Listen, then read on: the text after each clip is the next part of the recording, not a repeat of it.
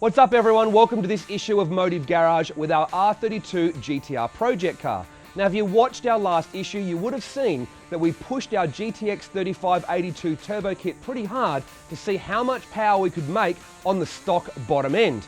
Now we went 504 kilowatts or 675 horsepower at all four wheels on 31 pounds of boost, and we went 10.2 at 139.99, not 140, I get reminded all the time, to prove that power was legit.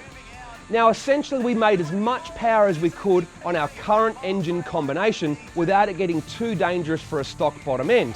But the problem now is our new goal is to run a 9-second pass on the stock bottom end.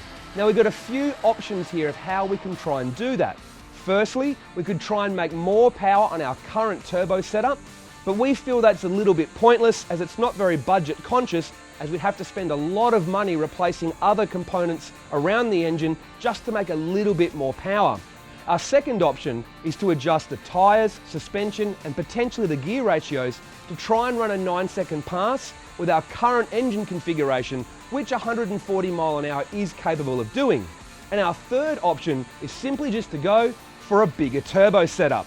Now we've decided to go with the third option, to put on a bigger turbo and larger exhaust system. The reason we're going to do that is because by having a bigger rear housing, bigger turbine and bigger exhaust, the factory engine can breathe easier, which means it can make more horsepower easier than if we decided to do other things like inlet manifolds and head porting and things like that. It's also more cost effective because you might choose to skip the turbo kits we've already done and go straight to this one.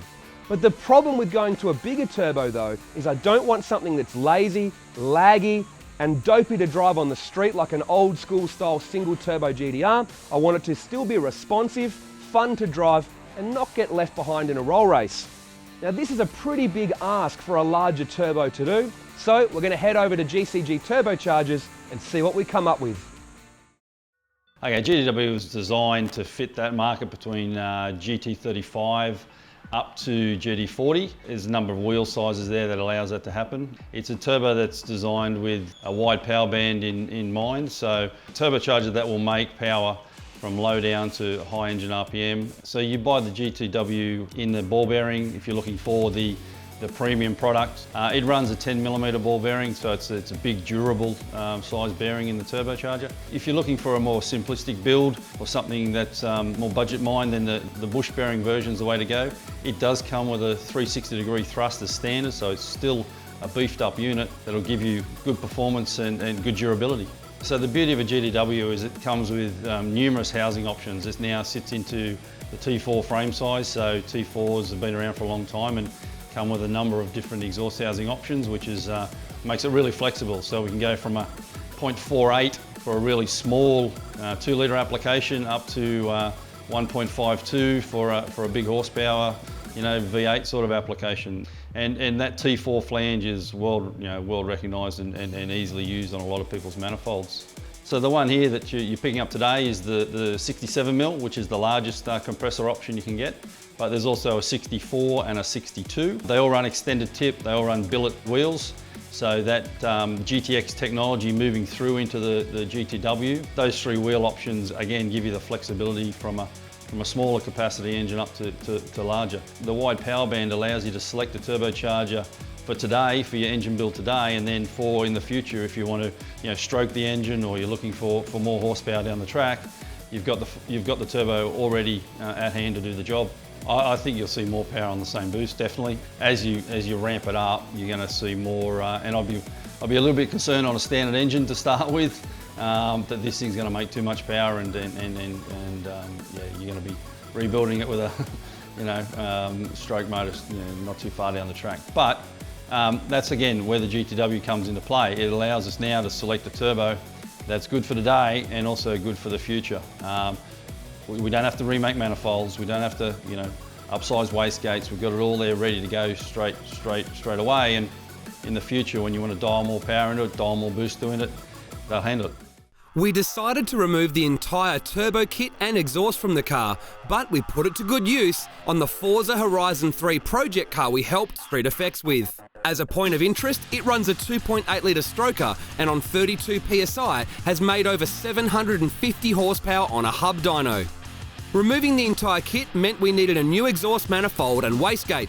We used the exact same design of 6-boost twin-scroll exhaust manifold, with the only difference being this one has a T4 flange to suit the new turbo. The previous one had no reliability issues at all and worked extremely well. A proven product, so no need to change. It also means consistency between the tests. For the wastegate, we went for the new TurboSmart 50mm Pro Gate Lite. It combines the flow of their 50mm Pro Gate but takes up less space. The Pro Gate Lite uses a locking ring to hold the assembly together and makes it easier to pull it apart and change springs. Perfect for us as we up the spring pressure from the 14 psi it comes with, as we know we wanted to run well over 30 psi. The gate also has a heat shield built in for better reliability and resistance to heat. Alright, so I'm Matt from Red Sun Motorsport. I'm in the home of Motive Garage and Storage lately. So the car came in for a turbo swap, so direct swap, the 6-boost and TurboSmart, easy, direct, straight on, as easy as it was to take off, went back on. Oh look, we already had the previous water lines and oil lines there, but considering it's a straight swap over turbo system, everything was reusable, so we changed 1 or 2 little fittings to adjust for the turbo, and they're good to go. So the expectations is some more power, less boost, more response, and happy days. With Matt from Red Sun fitting up the turbo kit while we were away, it was time to get the fabrication work done for the new exhaust and intercooler pipe. We went to go see Nick at ProFab Exhaust Centre in Ingleburn. We decided to switch from our old 3.5-inch system to a 4-inch system for a couple of reasons. We wanted to make sure there was no back pressure at all, so our stock engine would have the best chance of surviving, and we wanted some scope to make more power in the future. When going to 4-inch or bigger, there really isn't a whole lot available off the shelf, so going custom really is the only way. We spoke with Nick about what mufflers to use, and he recommended AES, Active Exhaust Systems, to keep the car quiet and streetable, but also have no restriction in flow. Even better, AES are Australian made. Nick set to work on fabricating a new 4-inch dump pipe and complete exhaust system with resonator and muffler. We decided to use V-bands for the joints for improved reliability and to make it easier to remove.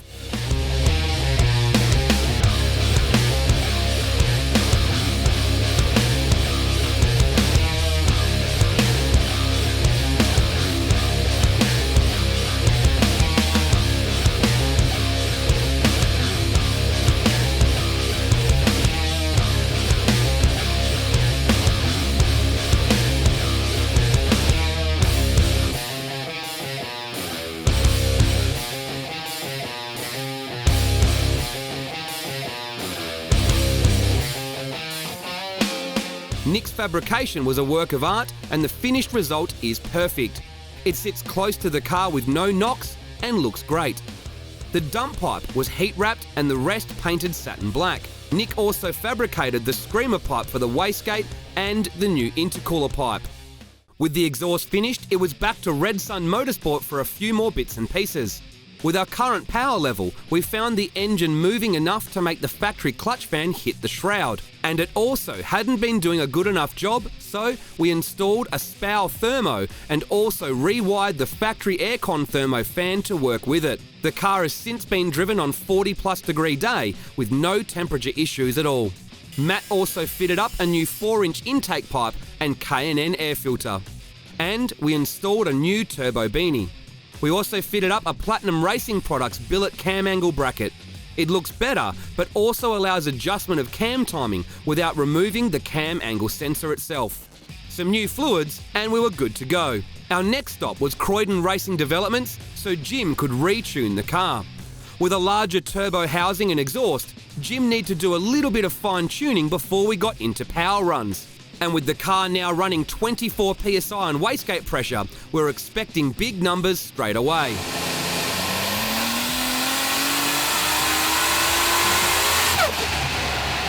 And we weren't disappointed, with 478 kilowatts the result, or a little over 640 horsepower at all 4 wheels.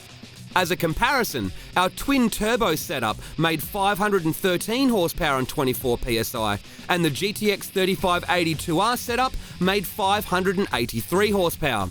So we've picked up 57 horsepower on the same boost with this turbo. Unfortunately, that's as far as we would go on the dyno, with an electrical issue and a fuel problem putting an end to our day. Neither of them are major fixes, but couldn't be done on the day. The final power figures, graph comparisons and acceleration testing will have to wait till our next issue. In the meantime, check out our quick drive video showing how the new setup drives on the road. We're sure that you, just like us, will be pleasantly surprised.